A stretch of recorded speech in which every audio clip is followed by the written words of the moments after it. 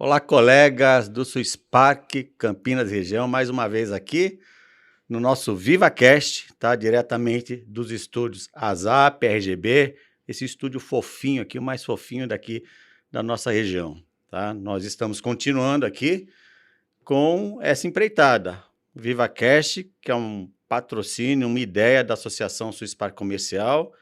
Estamos aqui contando a história do Suispark, deixar esse registro histórico para entender e para aprender como é que funciona, como começou e como está caminhando o Suispark. E hoje tá uma data tão especial, porque estamos dando continuidade ao VivaCast Gênesis, parte 2.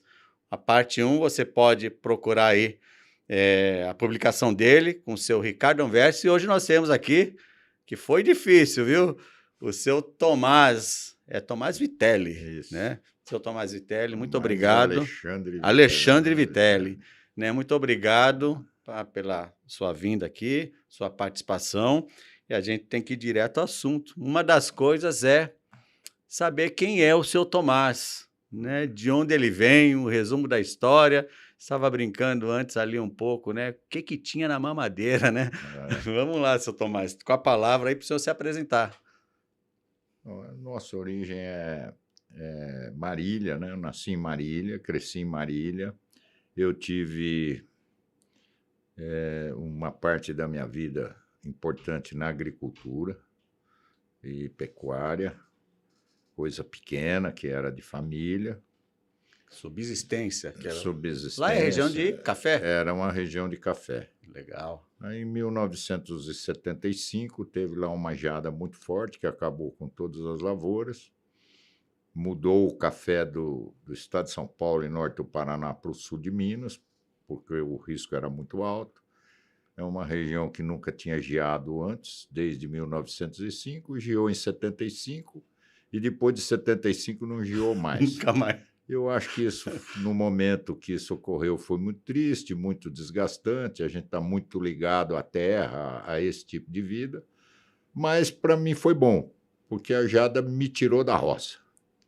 Certo. Para pagar as contas e as pendências, eu comecei a construir casinha a vender. Casa. Essas casas, naquela época, a Receita Federal permitia, se você construísse 3 casas a cada 2 anos, você não era tributado, para estimular a produção de casa, ou popular, ou de classe média baixa. Mas você aprendeu como construir casa? Não, eu fui sozinho lá, contratei empreiteiro, comprei um terreninho, naquele tempo fazia mais ou menos o que o pessoal faz hoje, compra um terreno maior, dividia no meio, e comecei a fazer casa, porque não tinha mais opção na agricultura. Certo. Eram 6 irmãos. Felizmente, meu pai, com todas essas dificuldades, conseguiu formar todos, menos eu, que eu não sou formado em nada oficialmente, sou formado pela adversidade e não pela universidade. Que bacana. E aí eu comecei a construir, aí eu fui para a construção civil. Nesse tempo conheci o pai do Ricardo, ele trabalhava com o pai. Então, tem uns 40 anos aí de estrada. Aí fiz incorporação, trabalhei com incorporação, não tenho vergonha de falar, o pessoal se retrai. Eu tinha uma quantidade significativa de obras, com aproximadamente mais de 1.000 funcionários, desde obra pública, incorporação, e trabalhei nessa área até 1987, no Plano Cruzado. É o Sarney? Quando entrou o Sarney, eles criaram o Plano Cruzado. Nós tínhamos uma inflação de 72% ao mês, o juro ao redor de 85%. Como é que os meus compradores não tinham como me pagar? Né? Não tinham como me pagar. Eu tinha um amigo que era funcionário do Banco do Brasil, num cargo importante, acima dos caixas.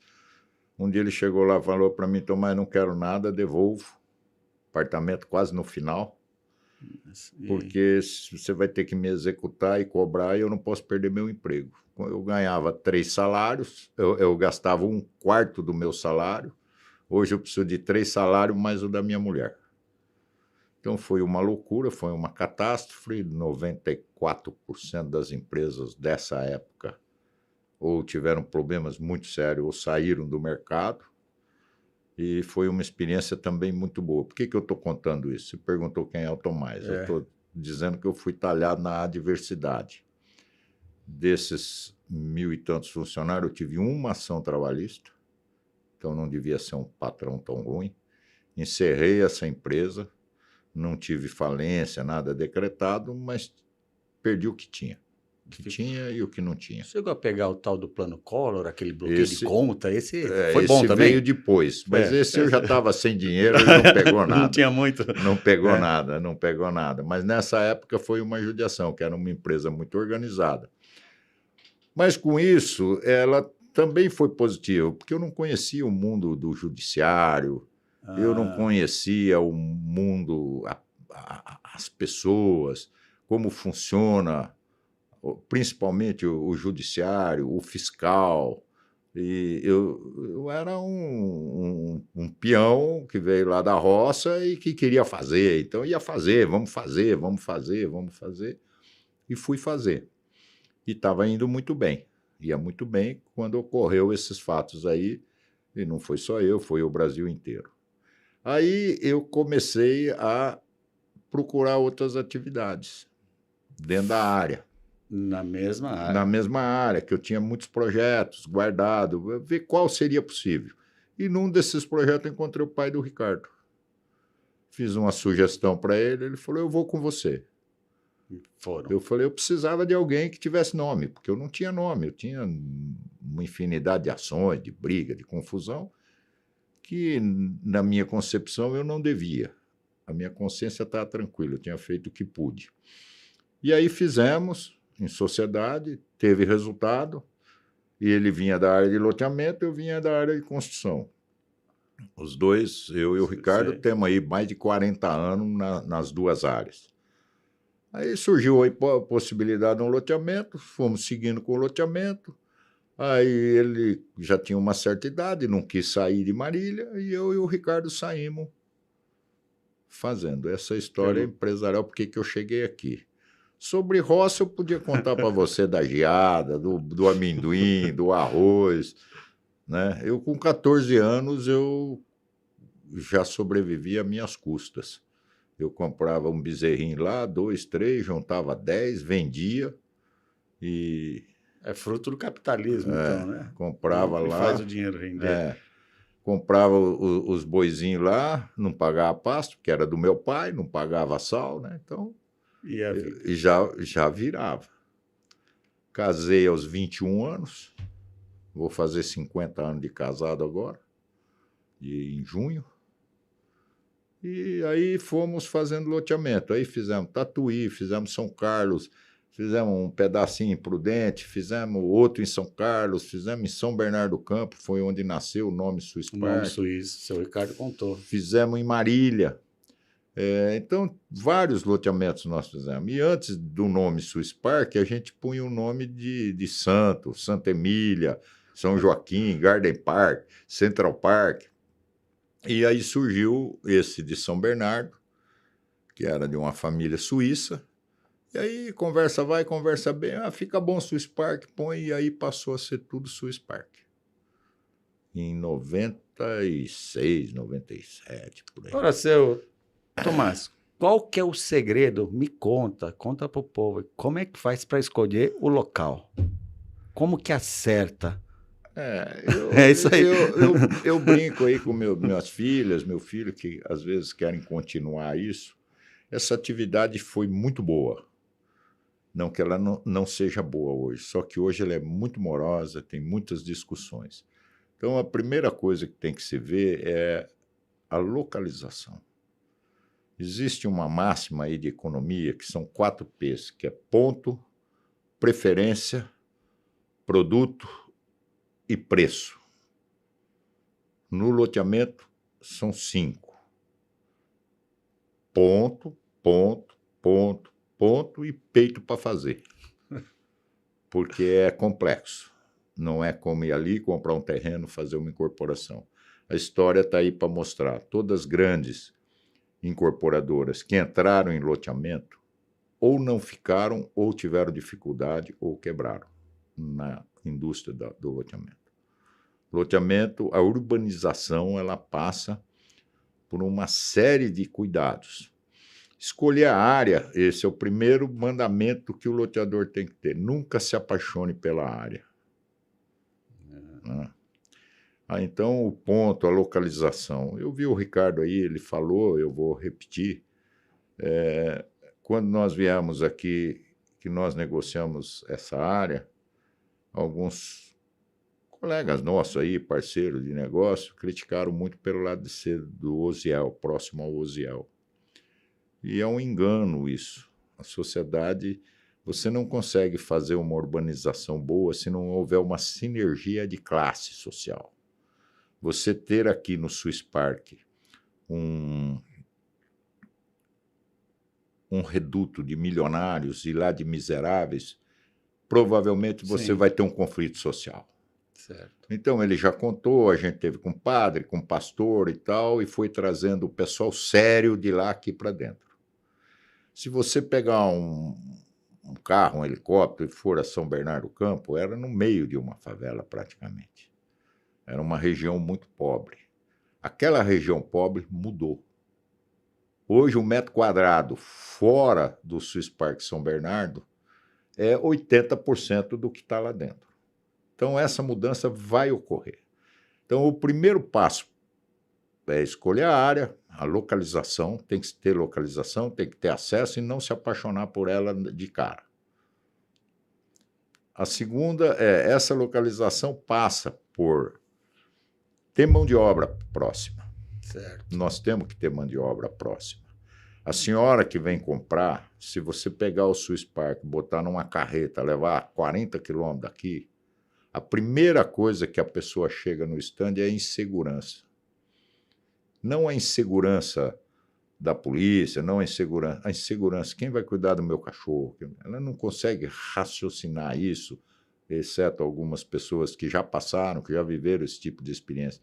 Quem vai trazer? Tem linha de ônibus? Não tem linha de ônibus? Tem uma van? O empreendimento vai pôr uma van para trazer minha empregada? Entendeu? Então, isso já está no subconsciente. Como agora está no subconsciente o resultado da Covid. Você entra no elevador, o cara ainda aperta o botão do elevador com a chave, com a caneta e não põe o dedo lá. Então, daria para falar muito disso. Eu vou falar só de algumas coisas emblemáticas. Uma delas é muito emblemática, que nós tivemos em São Paulo alguns empreendimentos, loteamentos, que hoje são bairros famosos, que tem o apelo da sanidade. Um deles é Higienópolis, né? Hoje é conhecido mundialmente. Então, quando você fala Higienópolis, você vai botar um nome de um bairro, Higienópolis. Hoje, pouca gente entende, percebe isso. Saúde, aclimação. Tem vários em São Paulo, não vou enumerar aqui. Desses bairros, o porquê que isso aconteceu? Porque você tinha endemias de febre perto do Tietê, na Barra Funda, naquela região. O empreendedor daquela época percebeu isso e foi para o Espigão, para Paulista, para aquela região. E lá ele criou um apelo de sanidade. Isso é uma coisa importante na escolha da área. Saúde. Você tem que ter isso. A pandemia trouxe essa sensação de volta, embora subjetivamente. As pessoas não percebem, mas ela tem. Qualquer sinalzinho de uma gripe, de uma coisa, de outra, a pessoa já se cuida. E alguns continuam ainda com mais cuidado, que é o que põe a canetinha no elevador. Então, a área é o primeiro grande passo. Eu estou querendo ser curto aqui, dá para falar 3 horas sobre isso, para responder a sua pergunta. Estava vendo uma matéria esses dias, eu acho que é Vizinha Parelheiros, né? Um empreendimento vertical, 3 andares, enorme, e que ele não deu certo. Está sendo leiloado, está praticamente abandonado, aqueles apartamentos de 500 metros, tá tentando vender a R$400 mil e não vende ao lado ali, porque talvez seja essa percepção, né? Não conseguiu fazer a fusão do empreendimento com a sociedade no entorno, né? Se isolou e acabou ficando sozinho. Eu não sei se é exatamente isso, mas é uma análise. Pode ser. Eu não conheço, não posso dizer para você, mas isso é um fator muito significativo.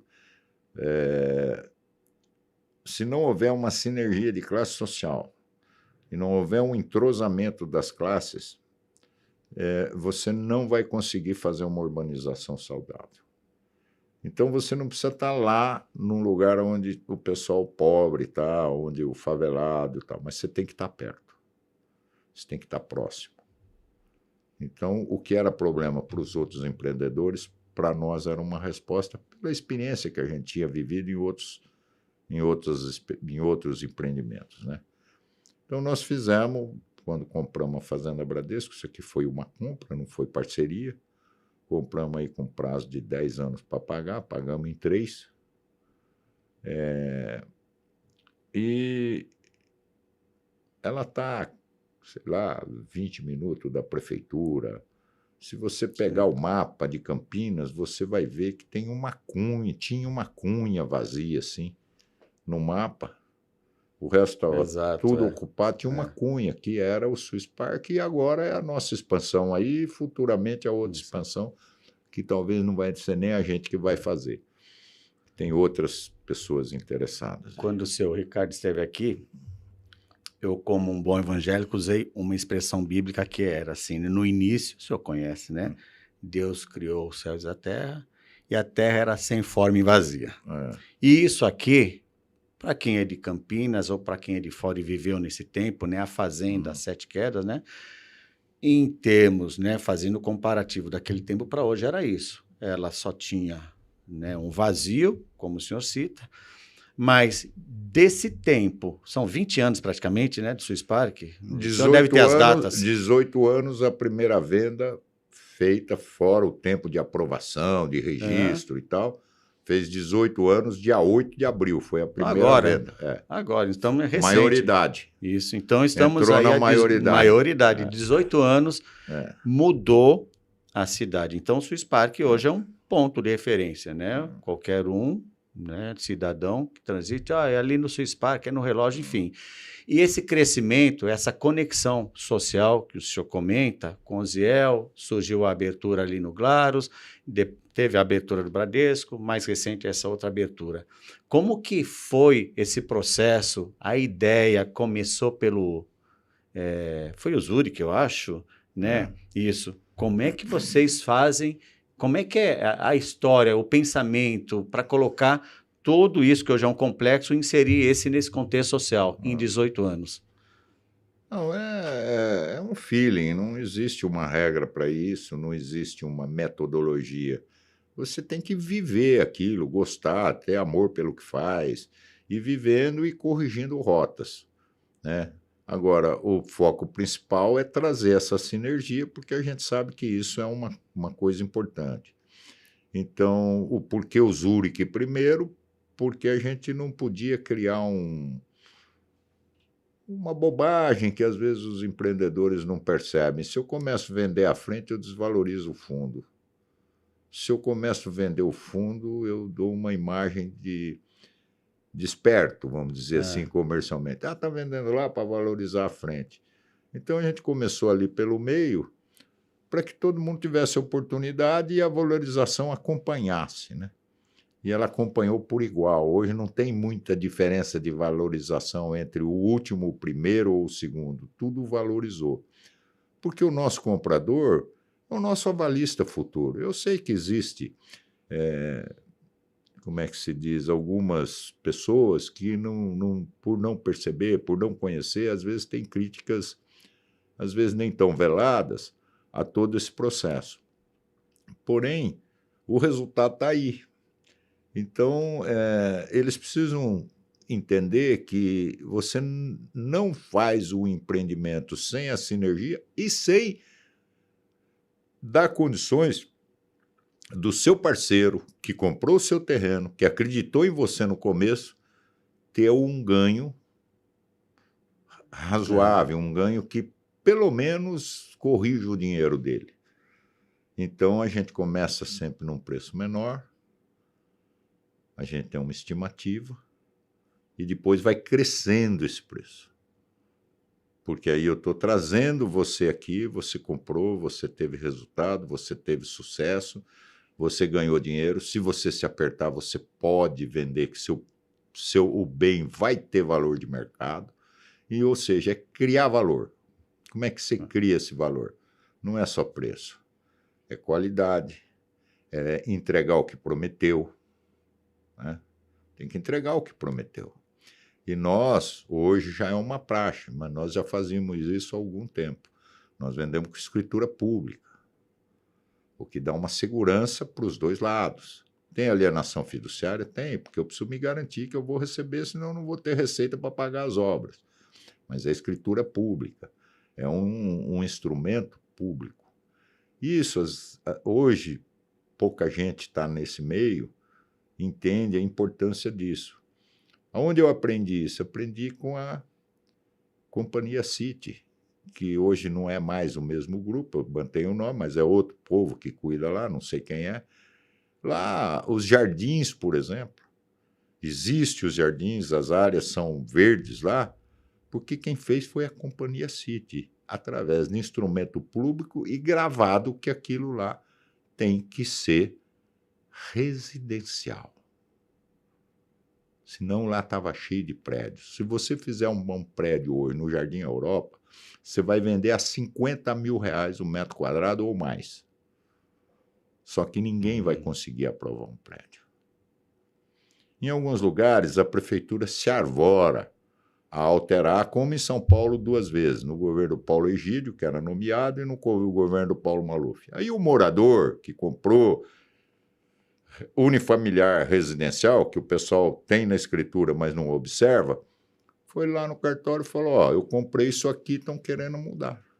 A prefeitura pode? Pode. Quem pode o mais, pode o menos, mas indenize meu prejuízo. A prefeitura pode hoje passar uma avenida cruzando o Swiss Park, fazer o que ela quiser. O poder público pode, mas tem que indenizar. E a hora que você tira aquilo que está gravado lá no cartório, que foi pensado nessa experiência de 40 anos aí, mais a experiência dos outros empreendedores, que nós não descobrimos isso sozinho, a gente foi aprendendo no caminho e foi agregando aqueles princípios, aquelas ideias importantes. Então, assim foi pensado o Swiss Park. Então, ele tem 3 bases de segurança muito importantes, que o comprador não precisa nem saber, mas ele precisa ter pelo menos uma ideia, porque um dia ele pode precisar, como esse cidadão lá do Jardim Europa precisou. A primeira base é a segurança jurídica, que em Campinas eu acho que poucos empreendimentos têm essa segurança jurídica que o Swiss Park tem. Em toda a escritura vai um anexo, que chama anexo 1. Sim. E lá descreve o que pode e o que não pode. Aquilo é objeto de registro público. Então, se alguém, mesmo que a prefeitura aprove, quiser fazer um prédio no meio de um fechamento desse, ela pode aprovar. Só que ela não pode fazer, a não ser que ela indenize o todo, porque ela prejudica aquele fechamento inteiro. Normalmente, o pessoal do poder público não tem essa percepção, como nossos clientes, muitos não têm essa percepção, e eu acho importante dizer isso aqui, porque é um instrumento de defesa do morador para manter o Swiss Park do jeito que ele é.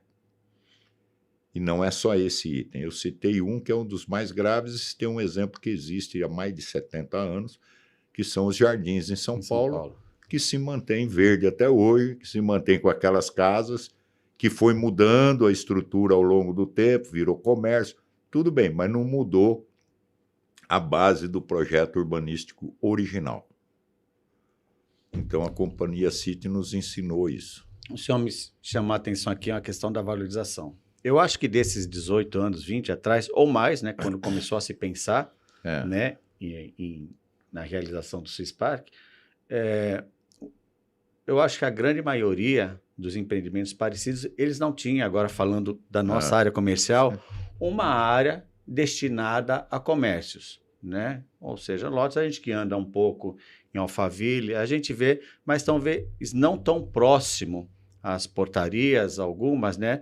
E com uma quantidade tão atrativa. De onde surgiu essa ideia? Como é que isso foi pensado? Essa ideia surge porque todos nós, né? Você mora em algum lugar, você tem que sair, andar 10 quilômetros, 8 quilômetros, volta na escolha da área lá. Precisava ter um serviço rápido, um serviço, esqueço o nome técnico disso aí. Enfim, que você saísse de casa, você tinha uma farmácia. Você tinha uma farmácia, você tinha uma mercearia, você tem uma feira, você tem aonde você vai fixar. Isso também é objeto de estudo do EIA-RIMA, porque quando você faz o EIA-RIMA é estudo ambiental, né? O estudo ambiental, de impacto ambiental. EIA é estudo de impacto ambiental. RIMA é relatório de impacto ao meio ambiente. Isso lá atrás foi feito, e uma das condições que entra nisso são as ruas, são as praças, é o número de veículos, é o número de viagens que o cidadão tem que ter, sair daqui para ir comprar uma Novalgina para o filho que está com febre. Então existe isso? Existe no IARIMA. O IARIMA previu isso. E estabeleceu coisas que hoje nós recebemos algumas críticas sobre isso. A largura da rua, o fluxo de veículo, o número de habitantes, o tamanho da rede de esgoto, o diâmetro, a vazão da água, a vazão da galeria. E aí houve algumas interferências do poder público, que foi jogar parte da entrada de Campinas na nossa ponte. Alguns empreendedores, percebendo essa demanda, empreenderam próximo, não vou citar nomes aqui, mas só andar ali que você sabe. Uhum.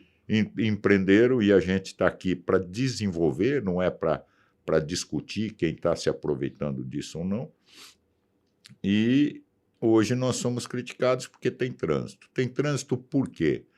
Porque se privilegia o trânsito da autobahn, porque se Esse assunto o pessoal vai gostar, né? Porque a gente está trabalhando, privilegia o trânsito da autobahn, privilegia a autobahn. Eu escutei de diretor da autobahn dizer, não, é bom vocês fazer a pista lateral lá, que não era obrigação nossa. Não era obrigação nossa. Fazer a pista lateral lá para aquelas Brasília velha, aquelas coisas que vocês vão pôr lá dentro e tal. Tem que fazer. Então, hoje, eles precisam desse acesso. Hoje, eles necessitam desse acesso. Na parte midiática aí também, tem uma observação importante. Todos os grandes marqueteiros, sem desmerecê-los, porque eles fazem o processo natural, chegavam aqui para dar a localização do Swiss Park. E você falou aí muito bem, sem saber dessa história. Aí eles chegavam para dar referência. A referência é próximo ao The Roy Palm Plaza. Eu falei, não vai pôr. O sucesso de um empreendimento, ele tem que ter qualidade, ele tem que ser bem feito, ele tem que ter segurança, as 3 pilares da segurança, e tem que ter brilho próprio. Ele não pode ser o perto de, aonde é, o que for. Hoje, eu já ouvi isso, não deixei, e o Ricardo também não concordou, na época, fazer a nossa publicidade dizendo que nós éramos o rabo do The Roy. Hoje ocorre o contrário. Onde é o The Roy? É lá perto do Swiss Park. Isso é sutil, é uma bobagem, eu tenho alguma... Não, não tenho. Não tenho nenhum problema com isso, e não teria problema em colocar. Só pelo fato que eu estava vendendo alguma coisa que tinha uma característica totalmente diferente e tinha que ter brilho próprio. Entendi. Hoje o Swiss Park tem brilho próprio. Ele começou com brilho próprio.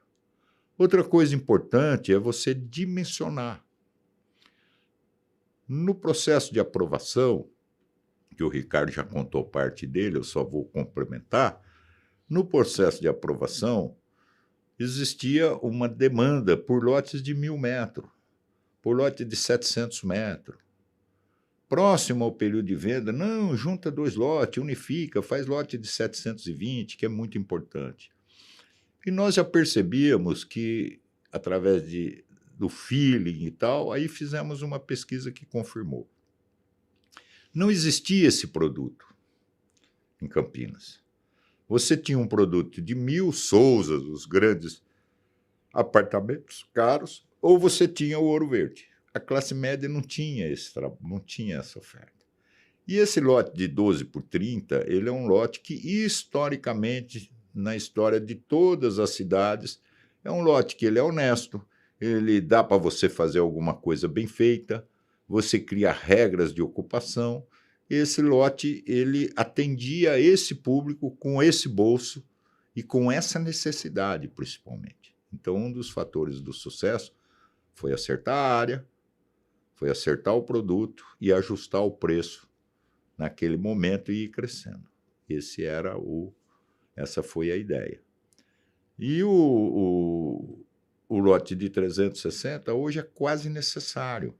Eu tenho uma casa que tem um terreno de mais de 3.000 metros. Então, eu, minha mulher, uma pessoa que mora com a gente há 35 anos, até 3 anos atrás meus netos iam lá, era uma delícia. Hoje os netos não vão mais. Está lá uma manutenção alta. Para o pessoal que mora aqui, tem que trabalhar. Como é que limpa? Quem que cuida? Quem que cuida da piscina? Quem cuida do jardim? Então, a hora que você vai para essas áreas maiores, a classe média sofre, porque os custos são altos. Aí vem custo de segurança, custo disso, custo daquilo. Então, o produto também tem que ser ajustado para aquilo que você tem como objetivo. E Campinas fazia falta isso. E ainda faz. Cabe mais 2 Swiss Park fácil aí. Falando em ampliação, em crescimento, né? Essa pergunta aí eu acho que está na mente do povo. O senhor comentou um pouco sobre fluxo, circulação, autoban, né? Hoje, trazendo, né? O senhor contando um pouco da história, atualizando agora para os dias de hoje, esse crescimento, há uma percepção coletiva de que aquele horário de pico, né? Que acontece ali, meia hora, enfim, entre as 7, 7h40, os picos, o fluxo, etc., né, a quantidade de veículos e tal, e as perguntas, para onde vai, né? E tinha aquela frase, né, que eu comentei agora há pouco, né, que era o slogan, né? Nas reuniões, quando possível, eu comento. Swiss Park, quase uma cidade, só que melhor, né? De fato, isso aqui foi inserido na cidade e quem atravessa, né, dos limites do Swiss Park para dentro, ele percebe uma diferença. A qualidade do asfalto, no tipo de guia, na jardinagem, na iluminação, sistema de segurança, enfim. Tudo aquilo que foi entregue foi aperfeiçoado, né? Mas há o quesito do trânsito, né? Com a expansão. Como é que o senhor analisa isso, as observações, acho muito difícil, o que aconteceu? Eu acho isso muito difícil. Houve várias interferências públicas. A primeira foi a Autoban, com a anuência da prefeitura, que mudou o projeto original e a gente é refém deles, que seria um acesso para o Swiss Park. Ele passou a ser um acesso para a cidade e jogou todo o trânsito da cidade aqui. O segundo, que esse problema se dá aqui próximo ao nosso relógio, a maior parte dos questionamentos que eu vejo, é uma questão de obrigar o pessoal a reduzir a velocidade para 40, como eu fiz no posto lá em cima. Aquele trevinho do posto fui eu que fiz, o Swiss Park fez por conta dele, a prefeitura não tinha dinheiro, era uma pista só que voltava ali, e reduzimos o trânsito da avenida, porque a velocidade que o pessoal entra ali. A segunda coisa que pode ser feita lá é alargar em 1 metro, ou no canteiro ou na lateral, a pista de saída. Porque quem sobe pela Dermival para entrar na pista, ele atrapalha. Isso já teve estudo, já me perguntaram, já mandei para a INDEC, reduzir, pôr um radar lá e multar mesmo para o pessoal entrar, não resolver o problema da Autoban, resolver o problema. Outra interferência séria que a prefeitura fez, e que a gente não está aqui para discutir, foi criar uma ciclovia. As pistas do Swiss Park eram as únicas. Hoje eu sei que existem outras. Você tinha 3 faixas, uma faixa de estacionamento, uma faixa de baixa velocidade e uma faixa ao lado do canteiro.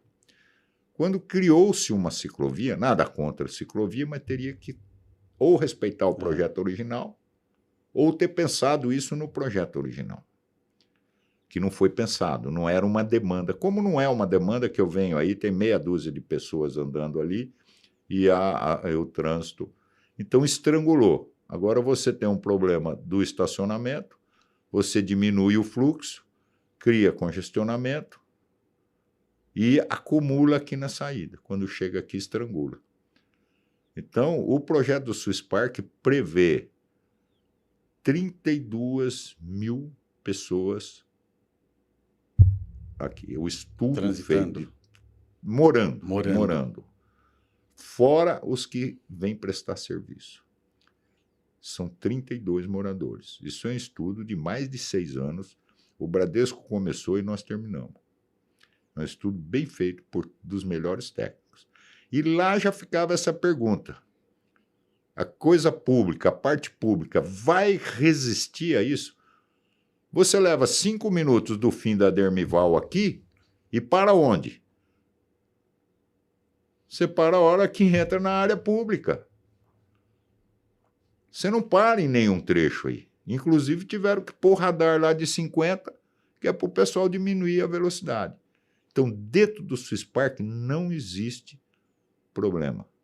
Tem alguns ajustinhos que pode fazer para diminuir a velocidade em algum ponto e tal, que a gente não consegue cercar tudo e também muda o uso. As coisas vão mudando, o tamanho do carro. Com essa conexão dos próximos verticais no final da Dermival, por exemplo, né? Empreendimentos novos, a conexão com o município, uma possível ampliação daquela rota antiga estrada em Indaiatuba, deve aumentar o fluxo na Dermival, né, como uma rota preferencial para conectar para a região da Santos Dumont, etc. Será que isso também não vai... Que é uma questão urbanística. O outro projeto segue a mesma filosofia. Ele é dimensionado e ele é pensado para não ter esse tipo de problema. Agora, nós sempre vamos ter esse tipo de problema quando conecta com a área pública. Até porque quem está lá está, ele não é. Quem está no poder ou quem está na cadeira, ele não é o cara que manda lá. Ele não é o cara que sabe a história que você está tentando resgatar. Ele chega, ele vê um problema, ele resolve da melhor maneira, sem crítica a ele. Mas ele pega o problema para resolver. Passageiro ali. E não consegue perceber que foi todo um trabalho feito. Os novos empreendimentos que nós temos aí é um empreendimento que tem 3 residenciais. Então, o impacto é relativamente muito baixo, como se tivesse mais 3 Zurich, ou 4 Zurich. São 3, mas um pouquinho maior. Deve estar no Arosa, mais ou menos, o tamanho. Você está falando de futuro, tá? Do futuro, que foi a pergunta que você me fez. Com esses novos, o que isso vai impactar? Os apartamentos, os apartamentos, Oliva, os apartamentos no final da Dermival. Os apartamentos estão dentro do escopo. Dessa conta. Ah, ok. O que não está nessa conta é um novo empreendimento que existe a previsão no estudo. Uma fase 2. Que cabe com tranquilidade e tal. Isso já tem nome? É público. Vai ser residenciais? Vão ser nomes, eu não sei quais são. O Ricardo cuida mais dessa parte comercial, mas são nomes suíços também. Também? Porque eu acho que a ideia foi boa, eu acho que deve agregar esses empreendimentos à Master. Eu acho que ele deve ter o mesmo nível de segurança, né? Como falei no início, nós temos que ter segurança jurídica, a segurança pessoal e a segurança urbanística. São 3 coisas importantes. Que, antes disso, passa por tudo aquilo que nós falamos. Localização, situação, o que é, o que não é, como é que faz. Erramos alguma coisa, erramos, ninguém acerta tudo. Mas nós estamos muito melhor que a média, pelo que eu escuto. O senhor falou um nome master, a gente não ia nem entrar nesse aspecto, né? Tal. Mas também foi entregue isso, né? Pelo empreendedor, por vocês, né? Para a GV, além da associação comercial, um diferencial, uma associação para se preocupar com o todo. Também de onde surgiu essa ideia? Como é que foi?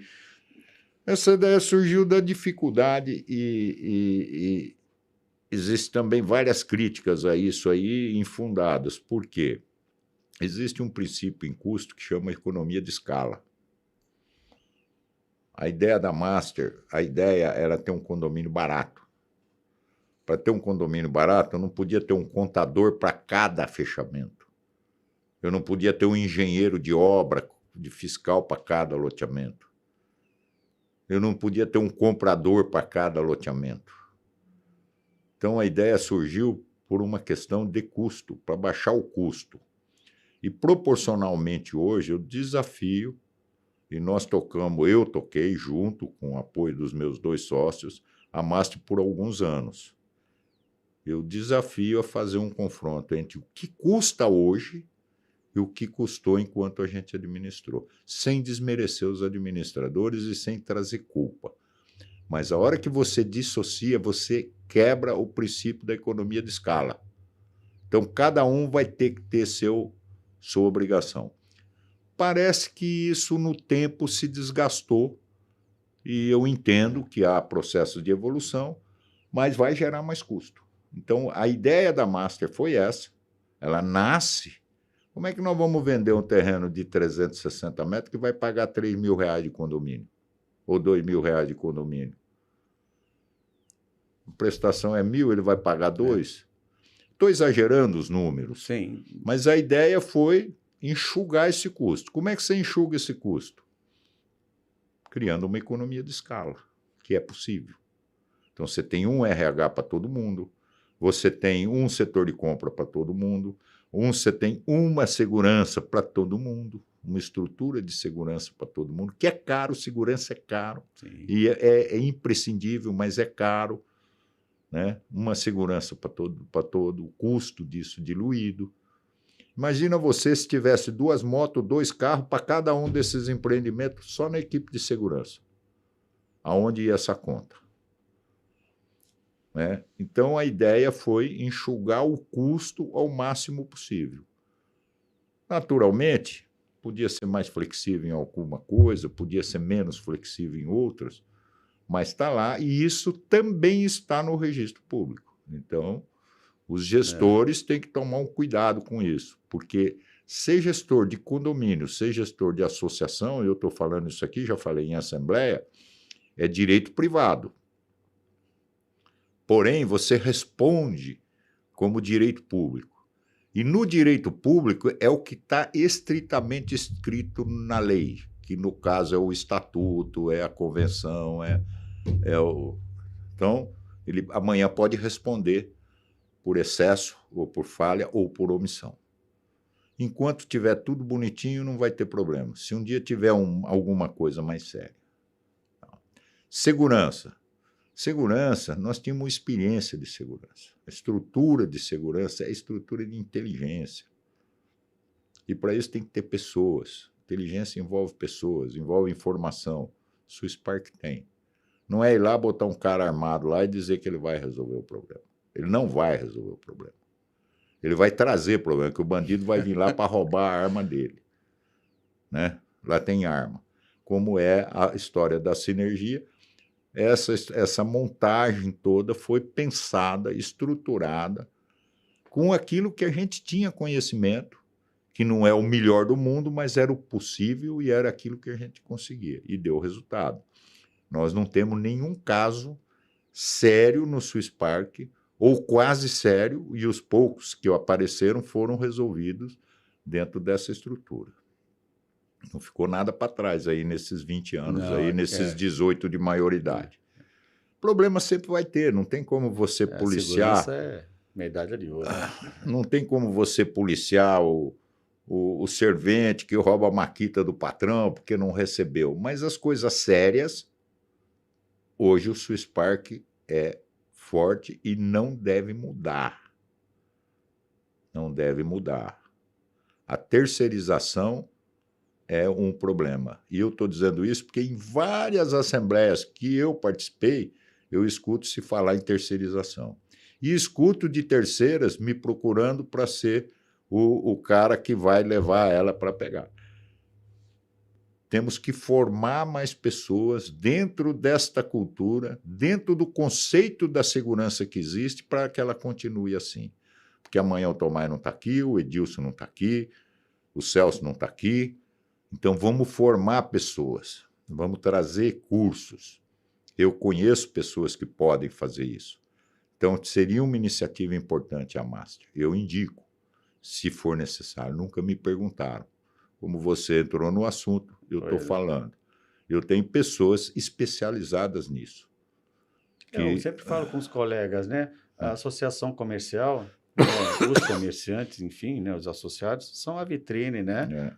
São os primeiros, né? Então, o morador que está dentro do muro, né? Obviamente necessita da segurança, né? Mas né, estamos na rua, né? Por que pareça, né? Os relatórios de fim de semana são 4, 5 comércios com porta aberta. Esse é o colega comerciante, isso é para você. Não faça isso, tá? Porta aberta e o pessoal vai lá, tal. Por quê? Eu acho que ele se sente tão à vontade, né? Deixa a porta aberta. Teve um caso recente aqui, né? Não vou citar, mas enfim, né? Mas foi resolvido no dia seguinte. Tá? Mas não deixa a porta aberta, isso atrai, daqui a pouco todo mundo descobre também, né? E fica a coisa assim. Deixa eu fazer uma pergunta ainda para o final. Estou falando muito, né? Não. É uma área que a gente, né, só dá aquela pincelada também, né? Dessa história, né? O senhor há pouco comentou, algumas coisas a gente acerta, outras... Tem algo diferente que o senhor, 18 anos depois, né, de implantado, comemorou agora, né, dia 8, como falou, faria diferente? O que faria diferente nos dias de hoje?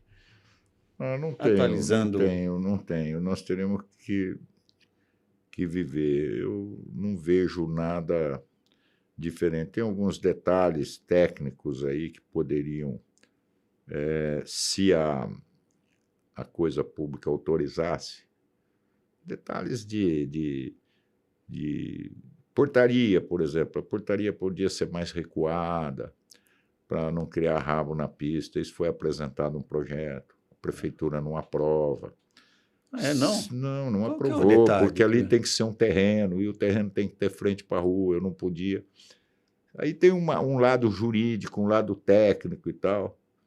Então você tem alguns problemas desse tipo, mas que foram engessados pela rigidez da lei, da legislação municipal, federal e estadual. Então, nós temos um empreendimento que nós fizemos que é uma beleza, a pessoa sai, vai lá, não tem que entrar no condomínio para retornar, mas não foi possível. Não era possível, não se aprovaria. E, às vezes, um problema desse você tem que adequar como nós adequamos, por isso que aquele telhado é alto, o caminhão entra ali, tem uma série de coisas no sistema, para ser rápido para identificar, com o objetivo de atender essa questão da coisa pública. Você não conseguiria fazer. E eu posso te dizer isso com muita segurança, porque se todo mundo observar, só porque tem um nome lá do condomínio se paga uma taxa para a CETEC, para manter o nome do condomínio lá na frente. Exato. Entendeu? Então, existe essa interferência. Quem planeja na coisa pública não consegue chegar nesse nível de detalhe. Ele planeja para a massa geral. Dá para entender isso? Dá para entender, é inteligível. Campinas é uma cidade grande, demanda. Então cria-se umas regras e, às vezes, essa regra, que deveria beneficiar nenhuma urbanização um pouquinho diferente, ela passa a ser um limitador. É uma questão técnica que eu acho que não prejudicou em nada, mas poderia ser mais bonito, poderia ser mais confortável. Tem uma série de coisas. Tem um exemplo aqui dentro mesmo, que é o office. O office é a portaria recuada. Aquela avenida ali é do office. Aquele terreno é do office. Onde está a rua, a hora que sai da rotatória, ali é do office. Entendeu? Então, foi pensada com esse objetivo. Mas, infelizmente, nós não conseguimos, na época, aprovar, e a gente vem pressionado por um custo de obra alto e vem pressionado para vender e entregar. Porque vender é fácil, entregar não é muito fácil. Passa por todos esses altos e baixos aí de mercado. E agora, seu Tomás, são 70 anos? 71. 71 anos. Tá? Quais são os rumos? Vamos rasgar mais terra aqui? Não tenho muito rumo, não tenho muito rumo. Loteamento, com essa demanda, com essa demora, eu fiz loteamento, aprovei empreendimento, não só loteamento como prédio, em 6 meses, consegui vender em 6 meses e entregar no final do 2º ano. Esse vizinho nosso, nós estamos no 12º ano de aprovação. 12 anos? 12 anos. Uma hora é a coisa pública, outra hora é a prefeitura, foram se criando uma série de instituições. Antigamente você tinha DPRN, ia lá, aprovava a área ambiental. Hoje é CETESB. CETESB tem uma série de coisas. Os critérios ficaram muito restritivos. Aí vem a prefeitura também, todas, não é Campinas, todas as prefeituras criam uma Secretaria do Meio Ambiente. São 2 competências para 2 diferentes. Aí o daqui não conversa direito com o de lá. E aí vai. Isso vai gerando um retrabalho, uma série para ajustar essas ideias, essa cabeça, esse princípio e ser econômico também. Como é onde arruma energia para não desistir? São 12 anos. E nós tínhamos um compromisso em fazer isso, nós vamos fazer. Eu, com certeza, deve ser o último ou penúltimo. Porque nós temos o outro lado lá também, que está enroscado há 10 anos, entre o Swiss Park e o The Royal. Sempre há uma dúvida daquelas terras ali. Ali está sob nossa responsabilidade, mas lá tem algumas questões jurídicas ainda, de origem e tal. Então, essa desanima um pouquinho. Tem 71, vamos dizer que eu consiga aprovar em 10, 81, mais 18 para pôr de pé, eu vou acabar quando? Né? Vou acabar quando? Mas está no sangue, faz parte. Eu tenho conversado com muita gente aí que está começando, a gente procura passar um pouco do que sabe, e o que eu sei talvez amanhã não presta para nada, as coisas mudam muito rápido, como mudaram nesses anos. Mas a urbanização é um bicho diferente, cada um é um artesanato. Cada empreendimento é um artesanato, tanto jurídico, quanto técnico, quanto comercial. Não dá para criar uma regra de produção. Por isso que sobra para nós aí, os tontinhos de Marília, aí, como diz o Ricardo, os caipirinha, porque a gente tem a resiliência. Você falou em agricultura, a agricultura traz resiliência. Todo homem devia plantar 20 alqueires de terra, porque quando vem a geada e mata, ou vem a seca e mata, não adianta ele brigar com o Lula, com o Trump, com o Clinton, com quem tiver no poder, ele plante de novo. Então, nessa maratona de aprovação, tem que ter essa resiliência. E, felizmente, eu tive essa experiência na minha infância, na minha juventude, que deu resiliência suficiente. Mas agora eu já estou meio velho, eu acho que tenho bastante resiliência, mas você acompanhou aí várias assembleias. Sim. Você escuta de tudo lá na Assembleia, a gente absorve, às vezes a gente endurece, às vezes a gente amolece, mas vamos em frente. É isso. Seu Tomás, para a gente fechar aqui, quando o senhor, imagina que o senhor sobrevoa Campinas, né, para que isso fique registrado, né? Então, e o senhor olha para essa ideia que vocês tiveram, né? Eu resido aqui, eu tenho colegas, a minha família vive aqui, né? E sempre eu expresso, né, o meu aspecto de gratidão a Deus por possibilitar estar aqui, né? E eu vivo aqui, eu gosto de fazer o que eu faço também. Às vezes o pessoal me pergunta, mas você faz o quê e por quê? Não, eu não tenho comércio aqui, né? Um dia você não tem, faz por quê? Porque eu gosto, né? E eu não sei fazer o que o comerciante faz, então eu venho para aprender.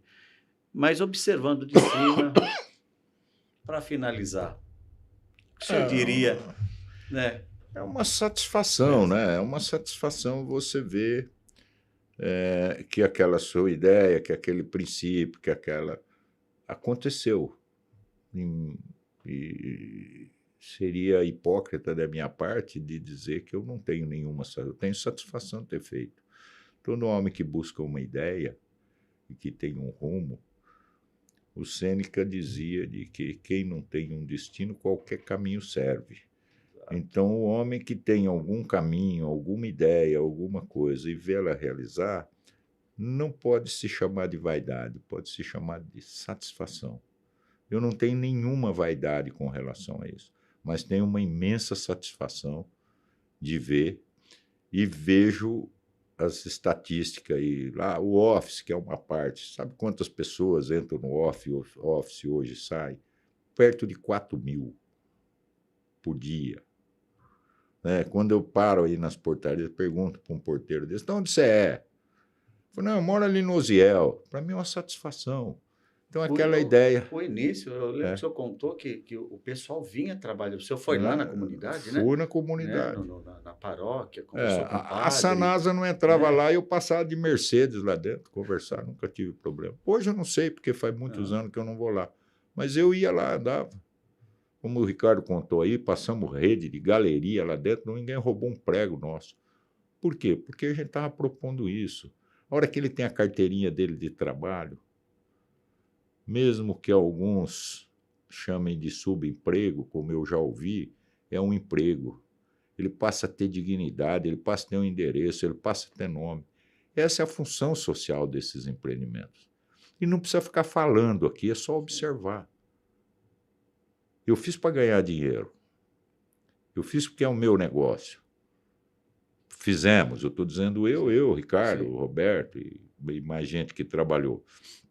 Mas a hora que você tem a satisfação de ver que isso trouxe um impacto positivo no entorno, na sociedade, é uma satisfação. Missão cumprida. E não é vaidade, satisfação. Bacana. Tá. Certo, mestre? Está de parabéns. Estou às ordens. Pois é. Pessoal, estamos aqui terminando, tá? Eu sou muito grato aqui, seu Tomás, tá? Isso vai ficar registrado para a história, tá? Para a minha história e principalmente para a sua história e para o complexo aqui, para os colegas que colocarem o seu tempo, né, para assistir. A Associação Comercial também estou procurando fazer isso com meus colegas, né? Deixar, né, uma história contada aqui para que amanhã a gente saiba e tenha um referencial, né? Quem não tem história não tem nada, né? E muito obrigado, tá, senhor, por ter vindo aqui. Foi um pouco difícil tirar o seu Tomás da toca, o perfil, né? Mas eu sou grato, tá, esse tempo. Eu tenho mesmo esse perfil, eu agradeço a oportunidade aí. Se falei demais, você corta aí Imagina. As coisas aí. Estou à disposição para alguma dúvida, alguma coisa que vocês precisem aí, que qualquer condomínio, qualquer proprietário precise. Tem algumas dificuldades de agenda, mas um dia eu atendo. Bacana. Então, pessoal, tá o registro aí, tá? Apoie o comércio local, apoie o bairro, tá? E esteja sempre nos acompanhando. E a nossa frase de efeito: viva bem, viva mais e viva a Suíça. Abraço. Obrigado.